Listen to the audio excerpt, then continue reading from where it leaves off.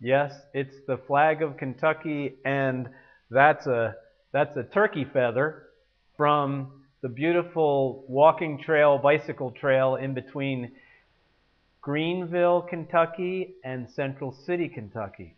Beautiful 7 miles going through woodland and swamps. It's a great place for exercising, and we have a strong vision of a safety net house in Central City and one also in Greenville, and an exchange program where people walk on the trail and get good exercise and read wisdom to one another.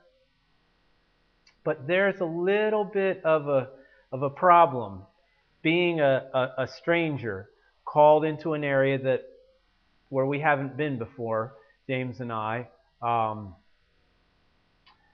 and the question kind of comes up of who should supervise this wonderful event. Many folks from the academic scene would probably prefer that Kentucky-based experts in drug and alcohol counseling would supervise the prospective clients and such when they come to this area. At the moment, we're making referrals and we're encouraging people who really haven't had much hope. You know that on the YouTube there are so many interviews with people that have been completely changed out of drug mindset and outlaw mindset, and some families can come into the Safety Net Clubhouse here and see videos and just realize that their family members that have been in trouble for a long time definitely have a lot of options and really have some hope. So the question of who should be working this project here in Kentucky, shouldn't it just be Kentucky folks? Well, especially for the startup, we are promoting another type of hands-on assistance for for the training program of the safety net.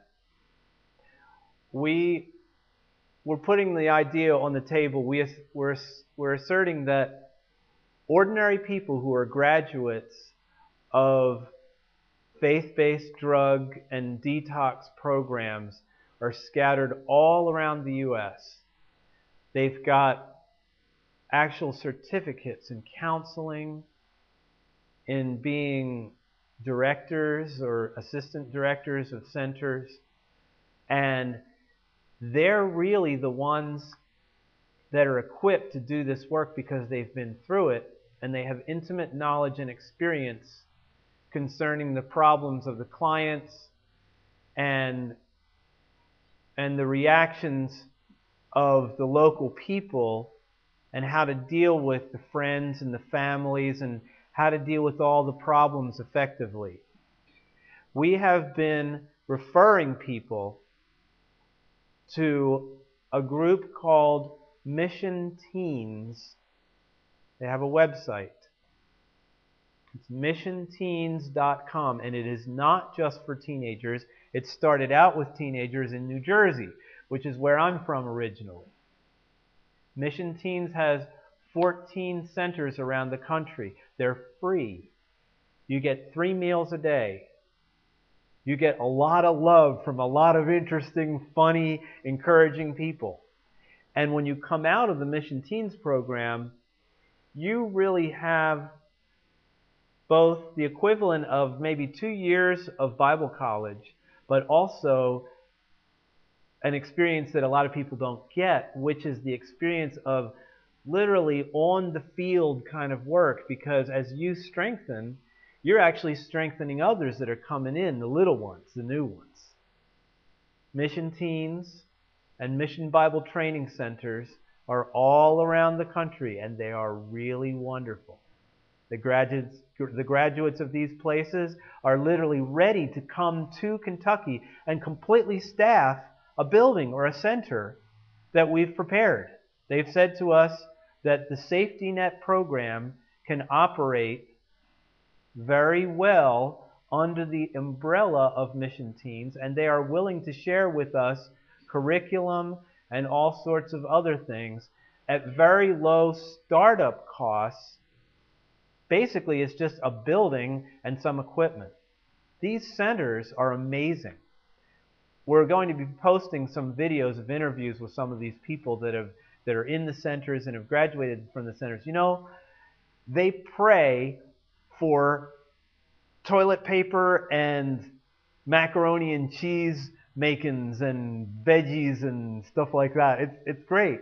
They learn how to lead a family with faith and courage and creativity because they gather together and they work with the community. They help the community. They do service projects. Some of the people, as they get stronger and stronger, go out of the house and they're working.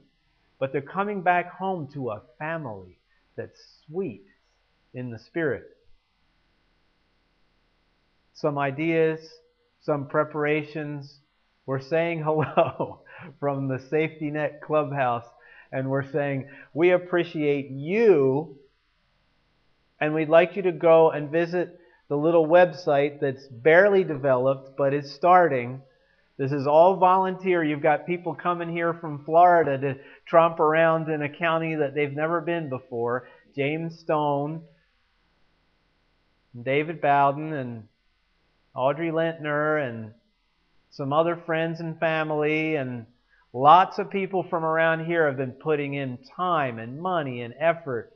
And the flies are chasing me in the studio. Yippee. But one of the most important things as well is the two primary problems that we face are selfishness and the ability to be self-destructive and enjoy things that hurt us and that hurt others. And also the problem of a lack of honesty. Many people would criticize me for putting this on the table, but I'm telling you, I want you to know who I am. Whoever watches this, I want you to know who I am and the kind of things that I'm suffering through. There's a scripture that says that Yehoshua, Jesus, Messiah, the supernatural visitor, the Son of God, endured the shame of crucifixion for the joy set before him. He knew he was going to resurrect. People don't remember that enough. He knew he was going to resurrect. If a grenade fell in the midst of your friends, and you had the opportunity of jumping on that grenade and saving your friends, and you knew you were going to resurrect, would you be scared a little bit? Sure. But you would jump on it with joy and with power and with courage.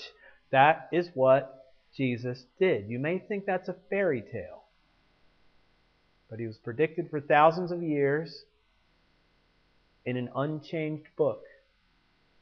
And the discovery of the Dead Sea Scrolls proves that the Hebrew Scriptures have never been changed, word for word. It's the same writing that you find in a Jewish synagogue. Word for word, it's the same writing that you find translated into the Bible in wherever, in the bookstore, in the Walmart. Those words of the Tanakh, or the Hebrew Scriptures, what some people call the Old Testament, those words have not been changed. And in those words are these strange things.